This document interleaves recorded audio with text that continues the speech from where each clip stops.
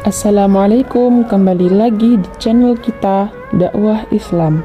Sekarang saya akan membahas tentang kenali siapa saja mahrammu sebelum berjabat tangan saat lebaran. Saat lebaran berlangsung, penting bagi kita untuk mengetahui siapa mahram dan yang bukan mahram kita. Saat lebaran, kita mungkin akan berkumpul dengan seluruh keluarga kita, mulai dari sepupu, paman, bibi, ponakan, bahkan keluarga yang jauh juga bisa kita temui ketika hari raya berlangsung. Ketika lebaran, kita mempunyai tradisi seperti bersalaman satu sama lain. Namun dalam Islam, kita tidak boleh sembarangan bersalaman dengan lawan jenis. Penting bagi kita untuk mengenali siapa saja mahram dan yang bukan mahram bagi kita ketika lebaran.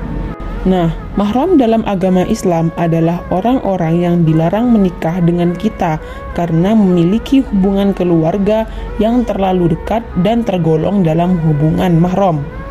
Berikut ini adalah beberapa contoh dari mahram. Yang pertama ada ayah, kakek, anak, cucu, saudara kandung, paman, saudara kandung dari ayah atau ibu.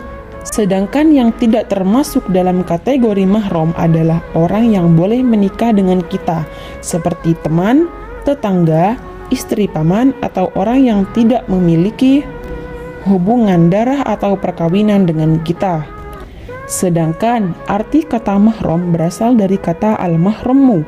Mahram adalah laki-laki maupun perempuan yang tergolong dalam sanak saudara dekat karena hasil keturunan, persusuan, maupun hubungan pernikahan sehingga haram untuk terjadi sebuah pernikahan di antara keduanya. Mudahnya, mahram adalah orang yang haram untuk dinikahi karena nasab dan sebab.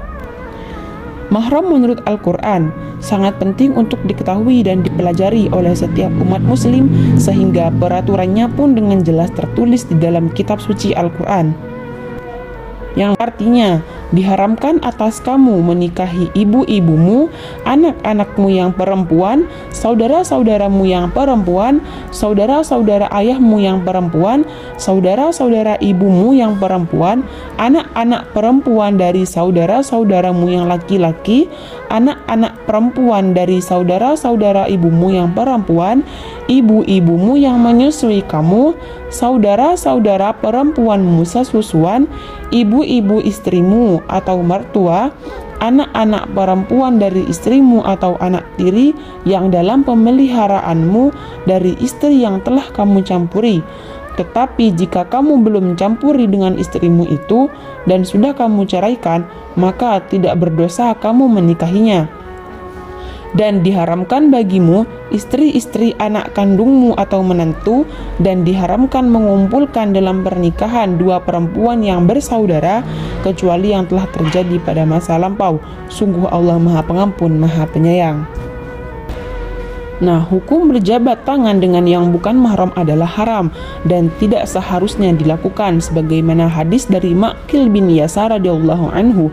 Rasulullah shallallahu alaihi wasallam bersabda, yang artinya ditusuknya kepala seseorang dengan pasak dari besi sungguh lebih baik baginya daripada menyentuh wanita yang bukan mahramnya. Hadis riwayat Tabrani dalam Mu'jam Al-Kabir. Dari Urwah bin Zubair radhiyallahu anhu berkata, Aisyah radhiyallahu anha, istri Rasulullah sallallahu alaihi wasallam mengatakan, jika wanita mukminah berhijrah kepada Rasulullah sallallahu alaihi wasallam, mereka diuji dengan firman Allah Ta'ala. Artinya, hai Nabi, apabila datang kepadamu perempuan-perempuan yang beriman untuk mengadakan janji setia bahwa mereka tidak akan menyekutukan Allah, tidak mencuri dan tidak berzina. Quran Surah Al-Mumtahanah ayat 12. Aisyah radhiyallahu anha pun berkata, siapa saja wanita mukminah yang mengikrarkan hal ini, maka ia telah diuji. Rasulullah Shallallahu alaihi wasallam pun sendiri berkata ketika para wanita mukminah mengikrarkan demikian, kalian bisa pergi karena aku sudah membaiat kalian. Namun demi Allah, beliau sama sekali tidak pernah menyentuh tangan wanita seorang pun. Beliau hanya membaiat para wanita dengan ucapan beliau. Aisyah radhiyallahu anha berkata, Rasulullah Shallallahu alaihi wasallam tidak pernah menyentuh sama sekali sebagaimana yang Allah perintahkan. Tangan beliau tidak pernah menyentuh tangan mereka ketika baiat. Beliau hanya membaiat melalui ucapan dengan berkata, "Aku telah membaiat kalian."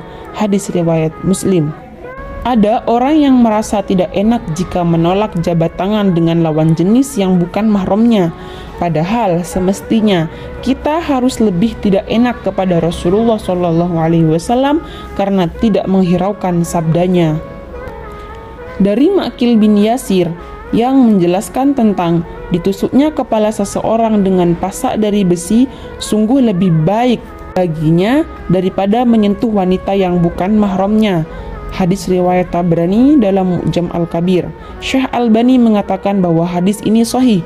Hadis ini sudah menunjukkan kerasnya ancaman perbuatan tersebut, walau hadis tersebut masih dipermasalahkan kesahihannya oleh ulama lainnya. Menurut jumhur atau mayoritas ulama, berjabat tangan sesama mahram dibolehkan dan dihukumi sunnah atau dianjurkan. Sedangkan berjabat tangan dengan yang bukan mahram, ada silang pendapat di antara para ulama.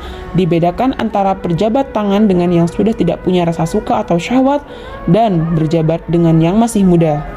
Menurut ulama Malikiyah, berjabat tangan dengan yang bukan mahram tetap tidak dibolehkan walaupun berjabat tangan dengan yang sudah sepuh dan tidak punya rasa apa-apa atau tidak dengan syahwat. Mereka beralasan dengan keumuman dalil yang melarangnya. Sedangkan ulama Syafi'iyah mengharamkan berjabat tangan dengan yang bukan mahram, juga tidak mengecualikan yang sudah sepuh, yang tak ada syahwat atau rasa apa-apa. Mereka pun tidak membedakannya dengan yang muda-muda. Sedangkan yang membolehkan berjabat tangan dengan non-mahram yang sudah tua, yang tidak ada syahwat adalah ulama Hanafiyah dan ulama Hambali. Namun, untuk berjabat tangan dengan non-mahram yang muda, maka tidak dibolehkan menurut mayoritas ulama dari mazhab Maliki, Syafi'i, dan Hambali. Dalam pendapat Ibnu Taimiyah, seperti itu dihukumi haram. Sedangkan ulama Hanafiyah mengaitkan larangan berjabat tangan dengan yang muda jika disertai syahwat atau rasa suka kepadanya. Namun ulama Hambali melarang hal ini, baik jabat tangan tersebut dibalik kain ataukah tidak. Ini terdapat dalam bahasan Kunuz Riyadhus Shalihin. Terima kasih, semoga bermanfaat.